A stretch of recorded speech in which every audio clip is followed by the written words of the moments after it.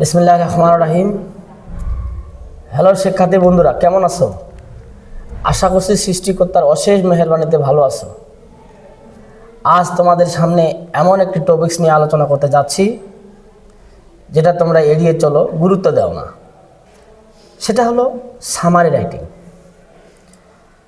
অনেক শিক্ষার্থী কি করে, পেসেজ থেকে খুঁজে খুঁজে 5টা বা 7টা লাইন বা সেন্টেন্স লিখে দেয়।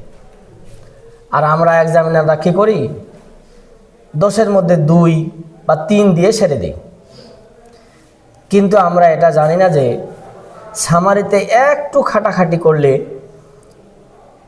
8 থেকে 9 মার্কস পাওয়া তোমার পক্ষে সম্ভব।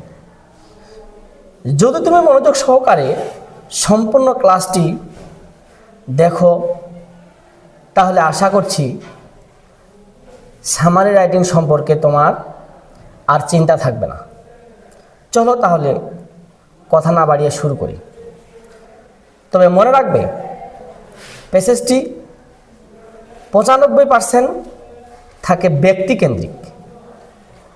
যেমন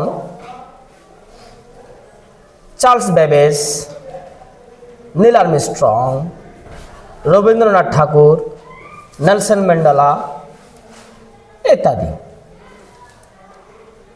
আর একটা কথা বলে শেষ করছি। অনেক শিক্ষার্থী বলে, স্যার এই সামারি কতটুকু লিখব? উত্তরে বলি, প্যাসেজটির 3 ভাগের 1 ভাগ লিখতে হবে। যেমন প্যাসেজটিতে যদি 15 থেকে 17 লাইন বা সেন্টেন্স থাকে, তাহলে 5 থেকে 6টি সেন্টেন্স লিখবে। ঠিক আছে, তাহলে শুরু করা যাক। আমি তোমাদের জন্য 6টি সেন্টেন্সের ফরম্যাট তৈরি করেছি। আজকে সেই ফরম্যাটটা নিয়ে আলোচনা করব। এখানে দেখো বন্ধুরা, প্রথম যে সেন্টেন্সটি আমি তৈরি করেছি, এই সেন্টেন্সটিতে লেখা আছে, the passage is mainly writing about the famous greatest writer, poet, dramatist, novelist, scientist, president, mathematician, literature, physicist, astronaut ইত্যাদি। এরকম ওই ব্যক্তির আরও টাইটেল থাকতে পারে, কিন্তু আমার অতগুলো লেখা এখানে সম্ভব হয় না। তো যতটুকু আমি লিখছি, এই মোটামুটি এগুলোর মধ্যেই থাকে। তো আমরা যদি প্রথম প্যাসেজটা এইভাবে লিখি আর এই ফেমাস পর্যন্ত লিখি, লেখার পরে আমরা যদি এই 4টা 1 2 3 4 5 6 7 8 9 10 এই 10টার মধ্যে যে কোনো একটা লিখি, যদি ওই প্যাসেজটা যেরকম পোয়েট, যদি কবি হয় আমরা পোয়েট লিখব, যদি সায়েন্টিস্ট হয়, বিজ্ঞানী হয়, তাহলে আমরা সায়েন্টিস্ট লিখব, যদি নভোচারী হয় তাহলে অ্যাস্ট্রোনট লিখব। এইভাবে আমরা প্রথম সেন্টেন্সটা লিখে দিতে পারি। তারপরে এগুলা লেখার পরে আমরা ব্যক্তির নাম লিখব। ব্যক্তির নাম লেখার পরে দ্বিতীয় সেন্টেন্সটার কথা বলি। দ্বিতীয় সেন্টেন্সটা যখন আমরা লিখব, তখন হি এবং সি, এখানে লেখা আছে হি সি লেখার পরে এখানে ব্যক্তি যদি ছেলে হয় তাহলে হি লিখব, আর মেয়ে হলে সি লিখব। লেখার পরে ওয়াজ বর্ন লিখব। লেখার পরে এখন ওই ব্যক্তিটি জন্ম সাল এবং স্থানের নাম লিখব। এই ছিল আমার দ্বিতীয় সেন্টেন্স। তৃতীয় সেন্টেন্সটাতে যখন আমরা আসব, তখন ব্যক্তির শিক্ষাগত যোগ্যতা ও শেষ ডিগ্রি অর্জনের প্রতিষ্ঠানের নাম লিখব। তাহলে মোটামুটি তার শিক্ষাগত যোগ্যতার পুরো ডিটেলসটা চলে আসবে ওই সেন্টেন্সের মধ্যে। তারপরে আমরা যখন পরের সেন্টেন্সটাতে লিখতে যাব, পরের সেন্টেন্সটাতে আমরা সবসময় লক্ষ্য করব ওই ব্যক্তির প্রসিদ্ধ কাজ ও সফলতা সমূহগুলো লিখব। এই ছিল আমার পরের লাইনটার কথা। এখন আমি যে শেষের আগের সেন্টেন্সটা যে এখানে লিখছি, এটা তোমরা হুবহু লিখে দিতে পারো।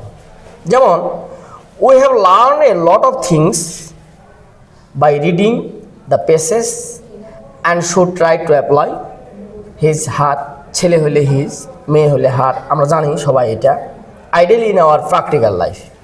এই যে ফুল সেন্টেন্সটা আছে, এই সেন্টেন্সটা আমরা হুবহুব কপি করে বসাই দিতে পারবো। আমরা শেষ সেন্টেন্সটাতে যখন যাব তখন ছেলে মানুষ হলে হি, মেয়ে মানুষ হলে সি লিখব। লেখার পরে তারপরে সে অবশ্যই মৃত্যুবরণ যদি করে তাহলে ডাইড, লেখার পরে অন লিখে এখানে ওই ব্যক্তির মৃত্যুর সালটা লিখব। মৃত্যুর সালটা আমরা দিয়ে শেষ করে দেবো পেসেস সামারি অর্থই হলো সংক্ষিপ্ত।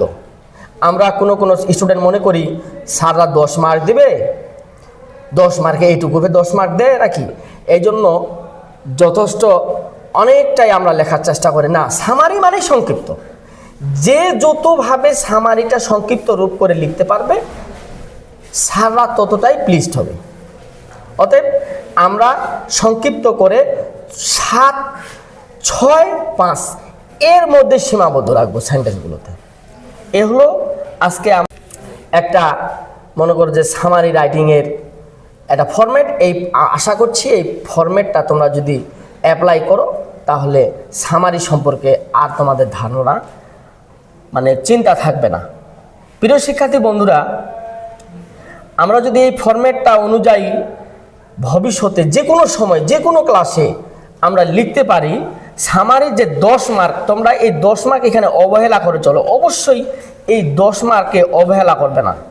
আমরা ছোট ছোট মার্কগুলোর জন্য আহামরি চেষ্টা করি, suffix prefix, connector, right from verb কত খাটাখাটি করি, অথচ এখানে 10 মার্ক আছে আমরা খাটাখাটি করি না।